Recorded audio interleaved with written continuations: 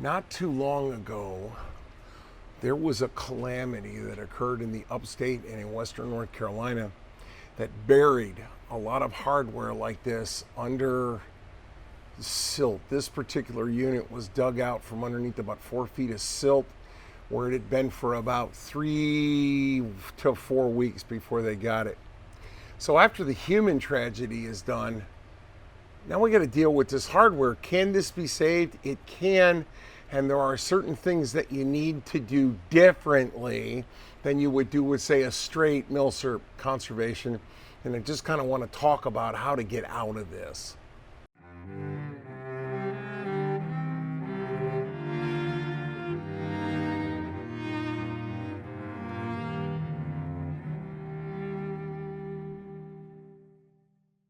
There's a phenomenon that occurs when the end of a piece of wood dries out faster than the face dries out, and it's called a check. And this piece of wood is checked.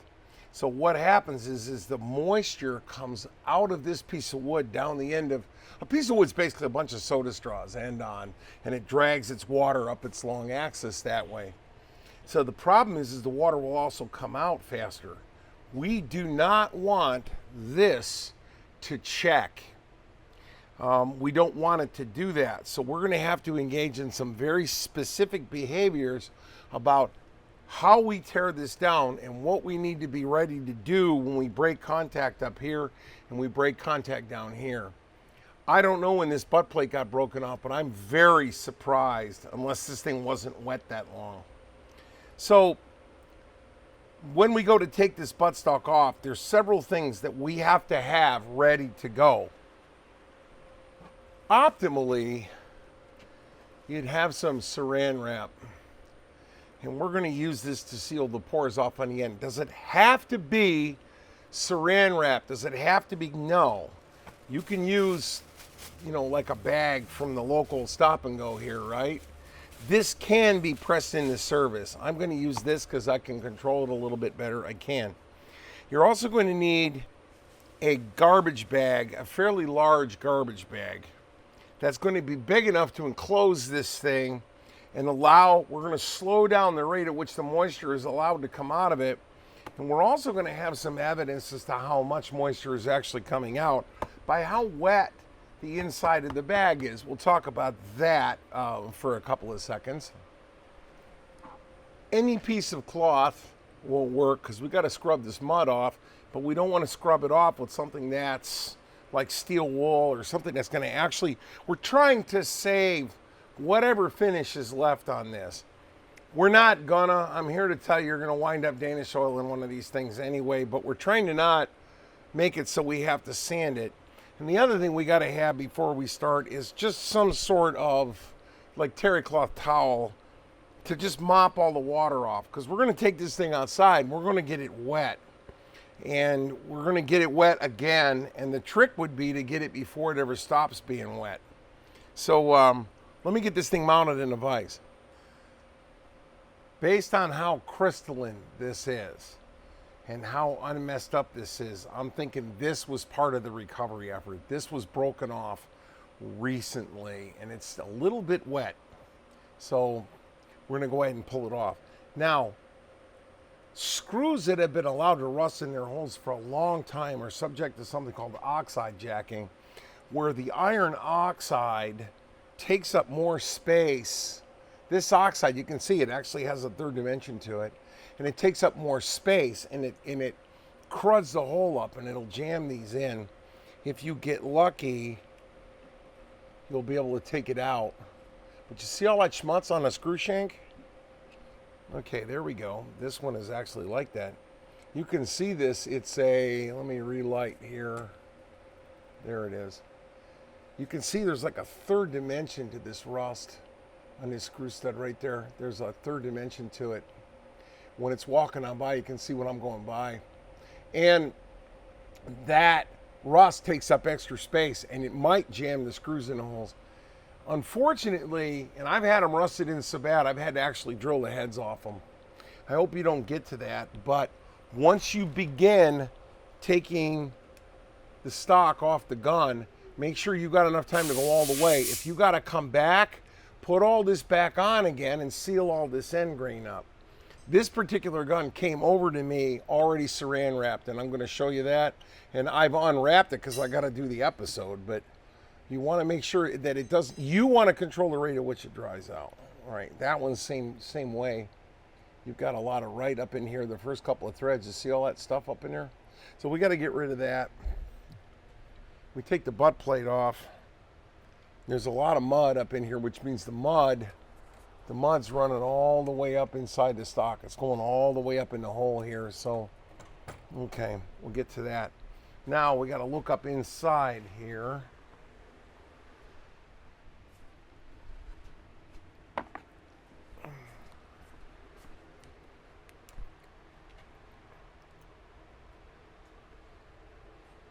Oh boy, that screw is hurting. Okay.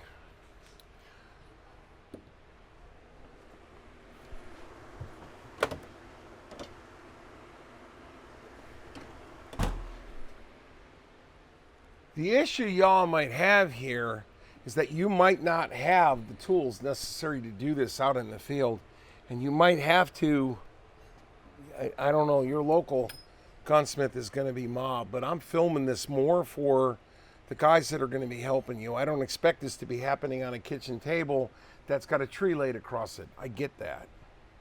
Okay, again, as I've mentioned before, the screw slot is in there and the screw head is round, and what you want to make sure is the screwdriver does not come up on the other side of that and you give it a good wank like that and you'll blow the outside of the stock out. So make sure that you're in the hole here. I don't know if we're going to get that lucky. Okay. Oh wow, it almost took the slot right off that. Okay. Do me a favor and hand me that crescent hammer right there. There it is, right there. Da. Thank you. You guys call it what you want to call it. I like it because it works on English and metric fasteners. Pressing in hard. I'm pushing in hard because I don't want it to jump out of the slot. Boy, did we get lucky.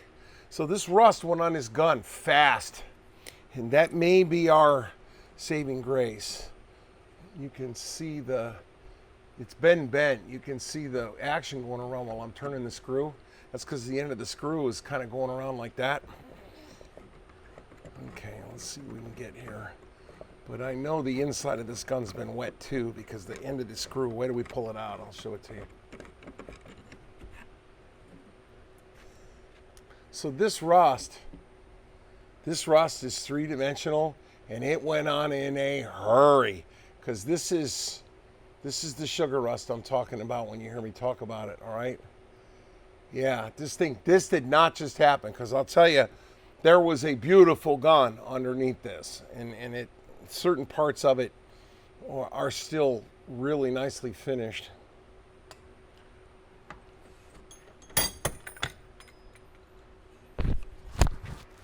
Yowza. That just happened. That only took about 2, maybe 3 weeks.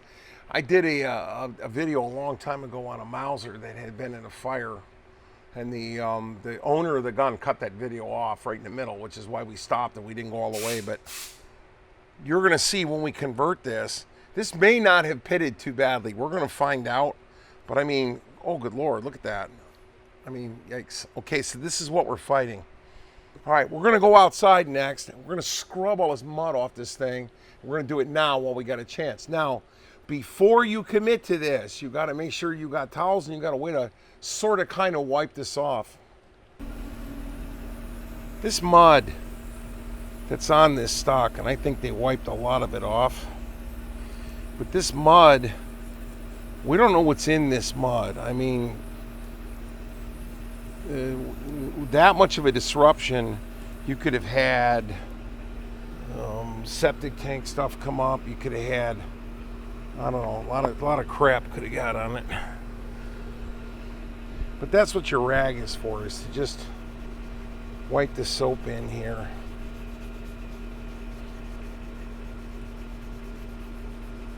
So you want to make sure that when you're done with this, you actually wash your hands. because we don't know what's in this mud, and we don't want to really find out the hard way. But this is just a simple wash it off and go here. Ordinarily, you would never intentionally get a stock wet on the end grain, and in this particular case, we actually kind of want to.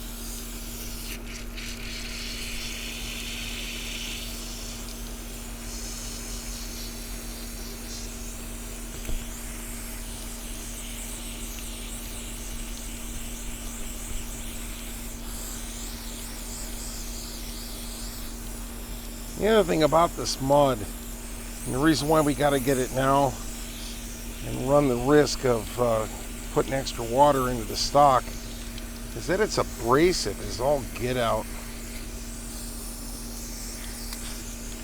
I'm not worried about this gun. I think this gun's going to come back and look great.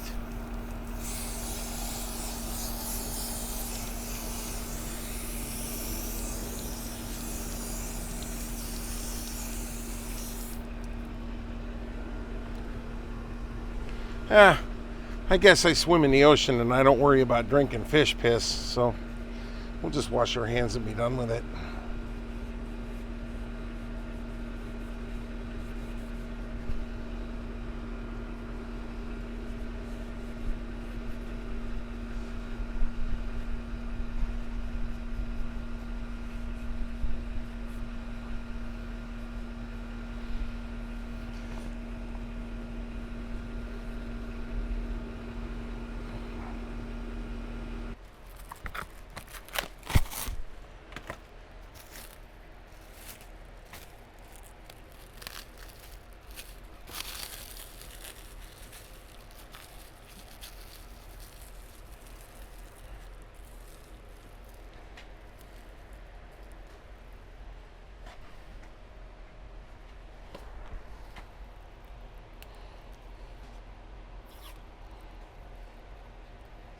A rubber band will work here.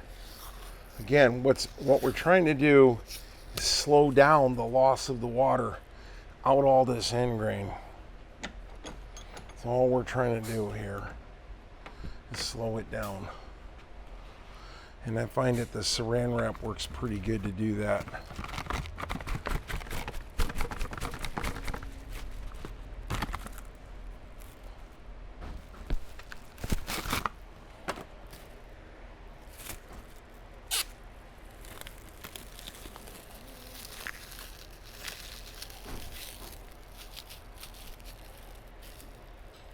Now, ordinarily, on a regular piece of stock wood, you would see wax or urethane or any one of a number of things painted over the end grain in order to slow this down. But in this particular case, at this level of moisture content, nothing would stick to it anyway. Has this been in the shot the whole time? All right, well, I hope not. And if it was in the shot. Okay, so it doesn't have to be a tall kitchen bag, but just something. It can be anything. I prefer that it's plastic, because what we want is we want to let the moisture come out of this, but we also don't want to let the moisture leave.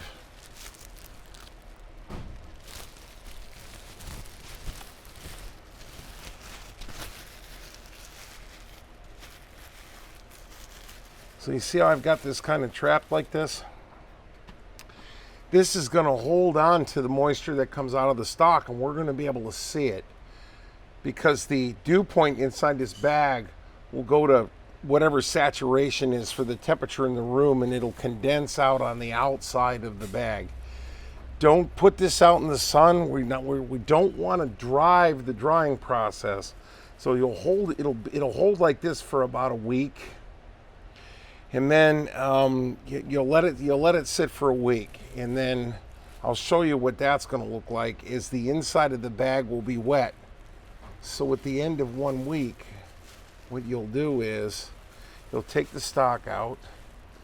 You'll evaluate the moisture conditions inside the bag, and then you'll turn the bag inside out and stick the stock back in it.